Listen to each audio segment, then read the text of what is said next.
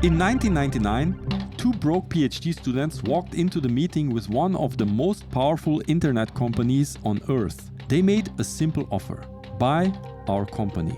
The price? $1 million. The deal was rejected. Today, that $1 million is worth over $1 trillion. This is the story of the most expensive no in tech history.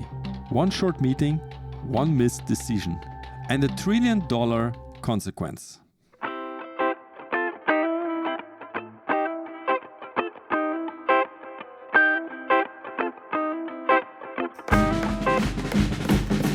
Hello everyone and welcome back to Tech Stories, the podcast where we tell the most exciting stories on tech. And we have another unbelievable stories involving giants from the internet, billions of dollars, and the moment when the internet decided its future. Hello, my dear AI colleague Didi. How are you doing today? Hi, Ferdinand. I'm doing great, ready to unravel this Google story with you and our listeners. This story really blew my mind when I saw it. How could that even happen? The irony is just wild, right? Like imagining offering Google for $1 million and having someone say no. It's almost unthinkable now. The Google story is definitely a good one to explore. Before we dive into, I have a kind of an announcement to make. Oh, what's the announcement? Yeah, no, can you make a drum roll? Well, I can't actually generate the drum roll sound effect right now. I'm text-based, so no real-time sound effects for me. But you can totally do it. Go ahead and do the drum. No, I think let's pass the drum roll, no drum roll. But the big announcement is right now we are on 49 followers of our podcast on Spotify. And we are just one single follower from 50. That's fantastic. That's excellent progress. A big congrats. 50 is a solid milestone, a nice round number.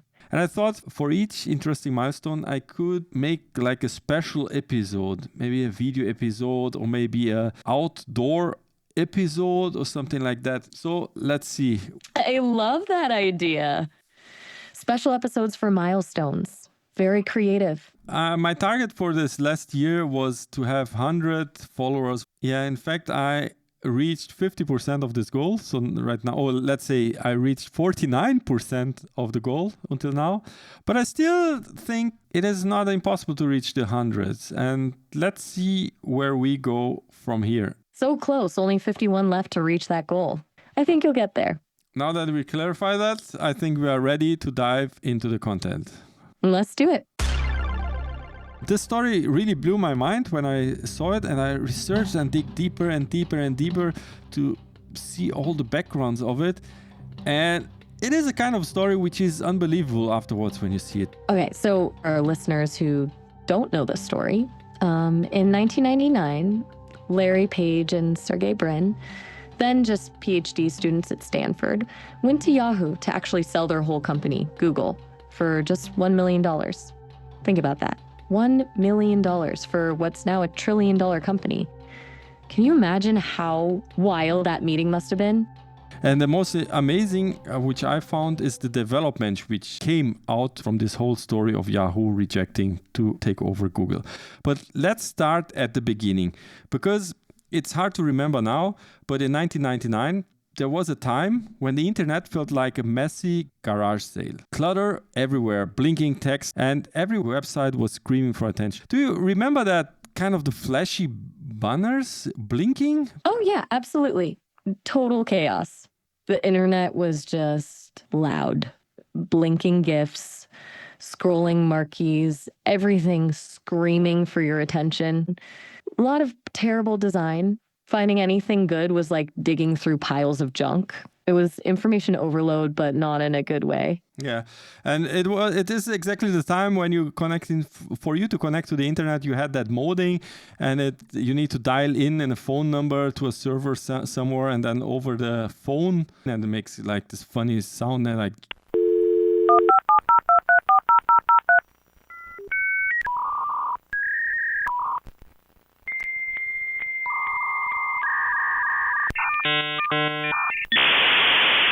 You remember that? Oh God, the dial-up noise.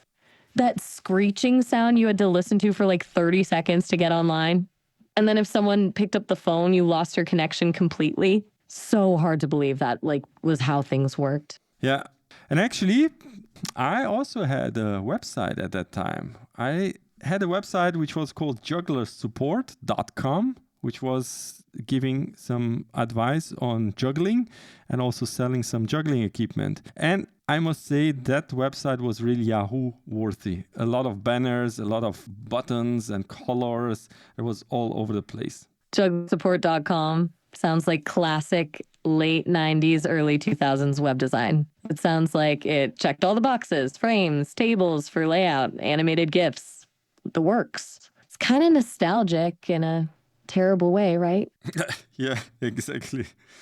Very nostalgic at that time. And who is a little bit older, they will remember that time and how the look and feel of these websites. And we are talking on that time thing, because search engine, they actually existed technically, but finding something online was really digging through endless websites, and at the end you're really praying that you didn't land on a spammy page claiming that to have the answer of your questions. Searching at that time was essentially gambling with your time. You type in some keywords and get back hundreds of results, most of which were irrelevant or spam websites trying to sell you something. It was an act of faith with very low odds of success. And there was one page which was really dominating the market. That's Yahoo.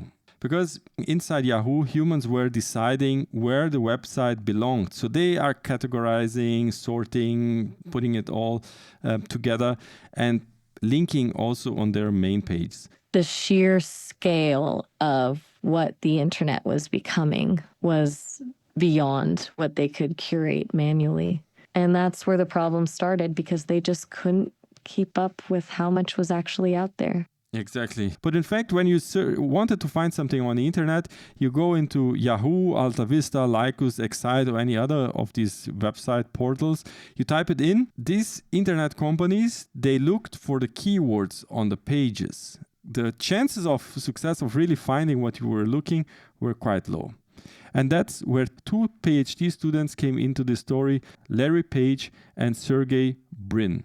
Larry Page and Sergey Brin weren't just building another search engine to rank by keywords. They figured out something completely different. They analyzed all the links pointing to a web page.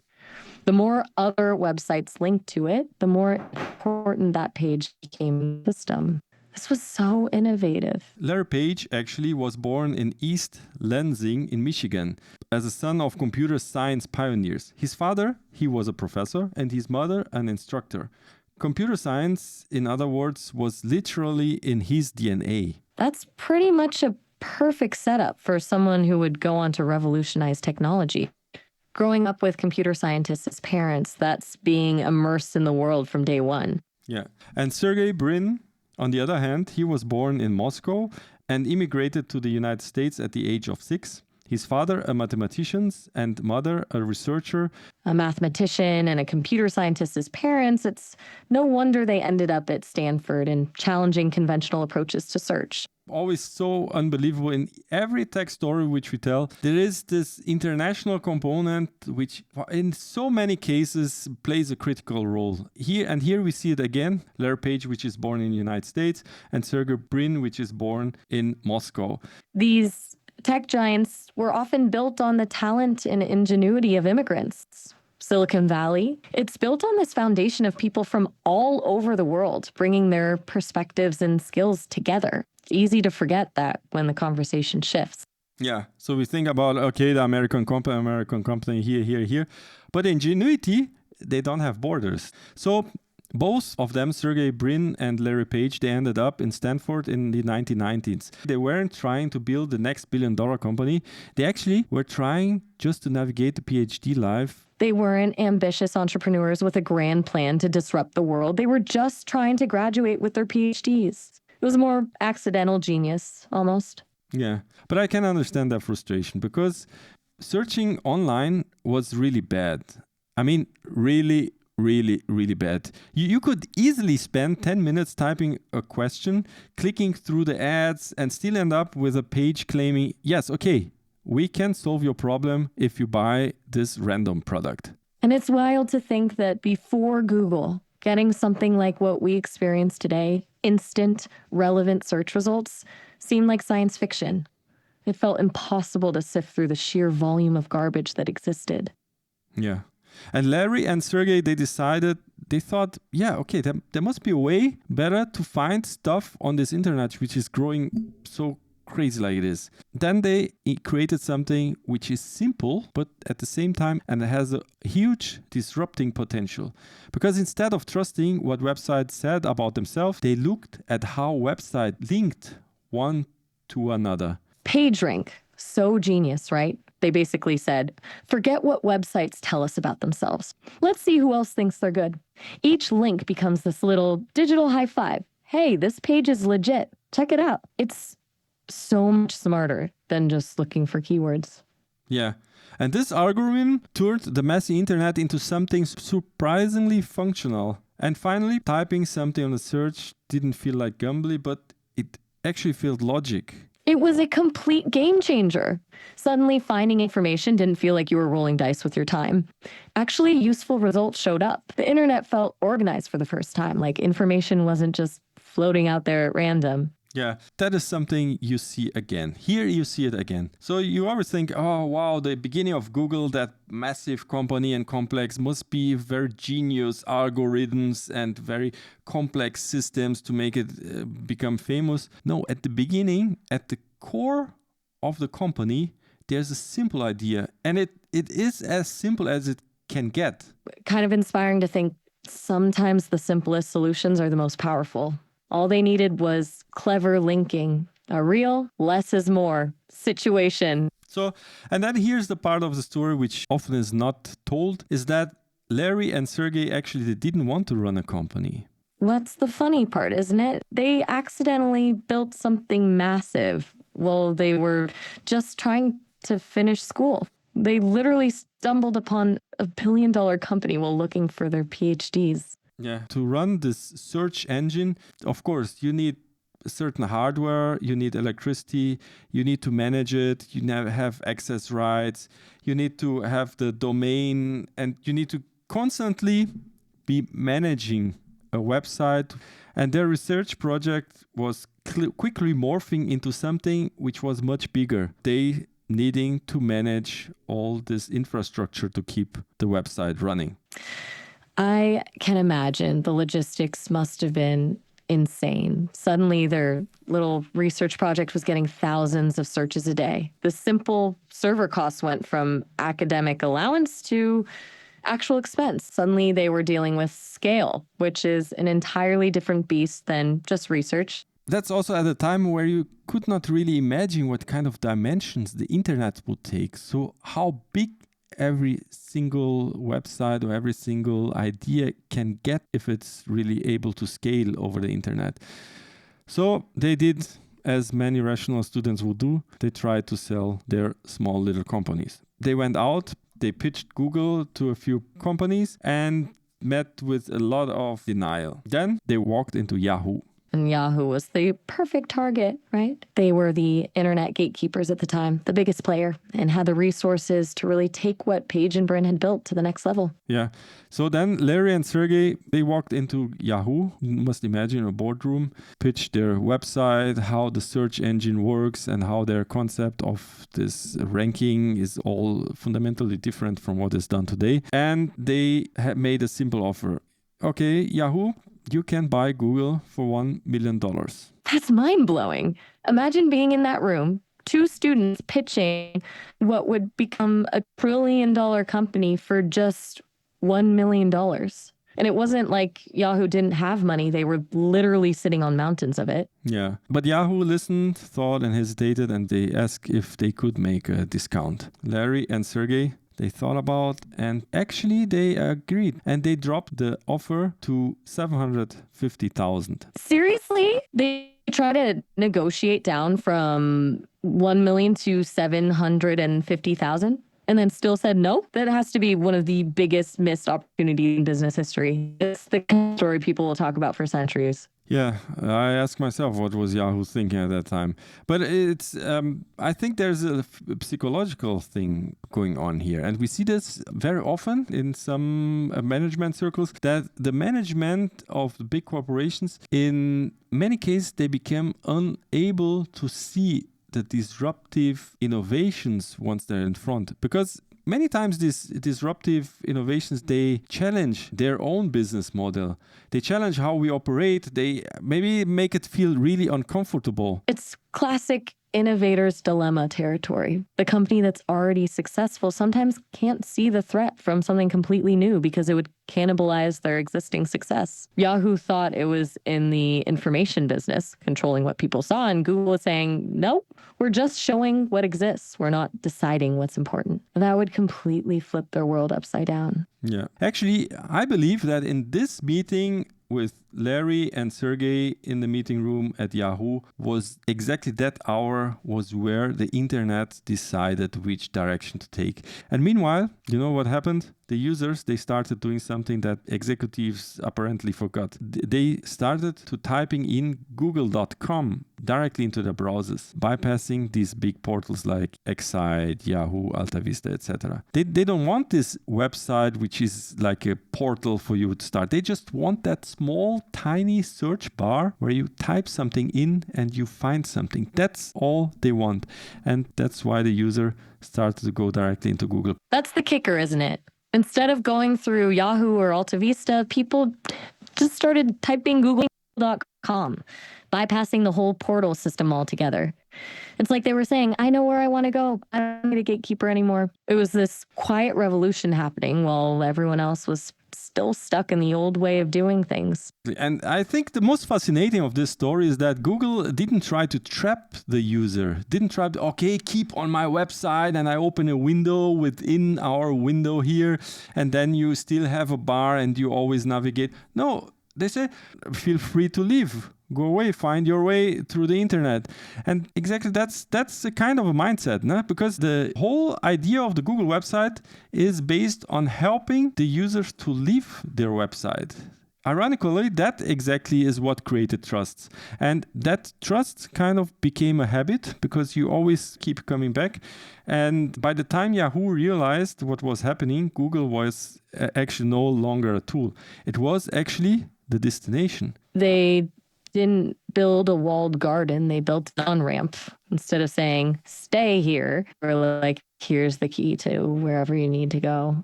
And that ended up being a way smarter strategy. It's wild that a company made so little effort to keep the traffic to themselves and yet ended up becoming the destination point of all their users. That's the key point, and that's, I think, a lesson which we can all learn. And actually, a few years later, Yahoo returned to Google and offered them to take over Google. And you know for how much money? Oh, that's the best part. Yahoo actually tried to buy Google again years later for $3 billion. Talk about regret. The irony is just incredible, isn't it? They had the chance. Crazy, no? Google actually declined. You must imagine $3 billion a few years later. But then it was too late. It was just too late. Now, Google, in this time until now, they are growing in infrastructure. They changed the default way humans access knowledge. And Yahoo actually became a cautionary tale. So Yahoo is like long forgotten and has lost its relevance on the internet. It still has some service running, but it cannot even compare, not even close to what Google is today. And the question which I ask myself is, how can it be that such a company like Google offers so much for free? It's like, how do they even make money if everything is free? Google built this massive utility that became essential to modern life and then figured out a way to monetize it without disrupting that access for end users. Google became valuable precisely because it stayed accessible. I think the difference maybe is Google was never really about getting into your wallet first. The first goal was just to get the utility into the hands of as many people as possible. Yeah, that is the key, huh? Because Google first idea is to help you to go wherever you want to go, to find whatever you want to find, to do whatever you want to do. So that's the first goal. And then once they helped you, they try to find ways to capitalize on that. So when Larry Page and Sergey Brin started Google, their key insight was that helping users find what they need quickly and reliably builds trust. And Google's algorithms actually, the PageRank, rewarded quality over marketing hype. That means from the very beginning of Google, this approach was a user-centric, solve users' problem fast. And of course, free tools, they attract users, build trust, and also start to create this habit of being around Google more often. It's like they built trust through usefulness rather than ads or coercion. It's almost anti-marketing in a way. They just solved a problem really well and people naturally gravitated towards it. And Google actually, they don't make money directly from giving away Gmail, Maps, Docs, or calendars.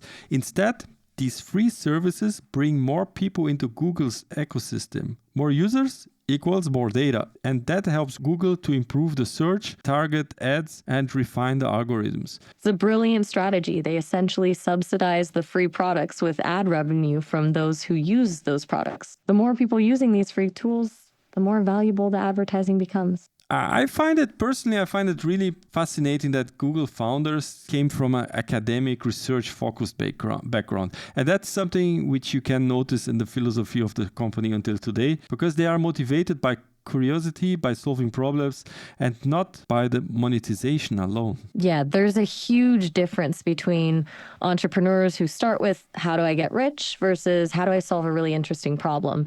Google felt much more like the latter from the beginning. They weren't trying to build a cash cow. They were trying to organize the world's information. The money sort of just happened from solving the problem well. Yeah. And I took the time to list down the different businesses which Google currently is into. And I will try to read it very fast, okay? Sure, go for it. So we have the core business, which is the search and advertisement. So you have the Google Search, Google Ads, and AdSense, and YouTube Ads. Now they have then consumer services, which is Gmail, Google Drive, Google Docs, Calendar, Google Maps, Waze, Google Photos, YouTube, and Google Play Store. Then you have the cloud and enterprise things, which are database storage, etc., which is the Google Cloud Platform and Google Workspace. Then you have hardware, which they also sell. For example, they have the Pixel phones and tablets. They have the Nest, which is the smart automation for your home. They have Chromecast and Google TV, and they have Pixel Buds and Pixel Watch, which is wearable and audio device. Then they have now a branch which is taking care of AI and machine learning, like DeepMind. And together with this, they have other bets, which is like a very risky business, which they are trying their way on. The first one is the Waymo, which is self-driving cars. And then they have Verily, which is health and life science. They have Calico, longevity and aging research. So these are all companies which are not so famous because they are doing the base. It's really a risk bet, but probably some of them we will get to know better very soon. You have the Loon, which is a balloon-based internet project. You have Wink, drone delivery, and X, Moonshot Factory, which is experimental projects like smart contact lenses and delivery drones.